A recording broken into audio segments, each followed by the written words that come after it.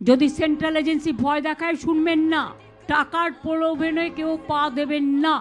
এই টাকাটা চুরি করা টাকা। তারা সব এখানকার লোক ক্যাডারদের চেঞ্জ করে দিয়েছে, এখানকার আইএস আইপিএসদের বা অন্যান্যদের। কেন জানেন? বাইরে থেকে টাকা ঢোকাবে বলে। বর্ডার থেকে টাকা ঢোকাচ্ছে, বন্দুক ঢোকাচ্ছে, ট্রাক ঢোকাচ্ছে, মাফিয়া ঢোকাচ্ছে, দাঙ্গা করার চক্রান্ত করছে। কাজেই আর জোর করে, জোরপূর্বক রাষ্ট্রপতি শাসন জারি করেছে অলরেডি, মুখে বলছে না কিন্তু অ্যাক্টিভিটি প্রমাণ করছে। Action is the reaction and action is the reality.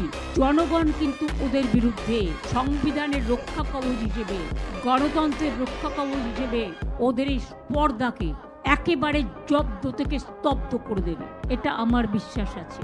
বাংলার মানুষকে আঘাত করলে বাংলার মানুষ প্রত্যাঘাত করতে জানে। এবং এখানে আমি কোনো ভাগাভাগি রাজনীতি করি না।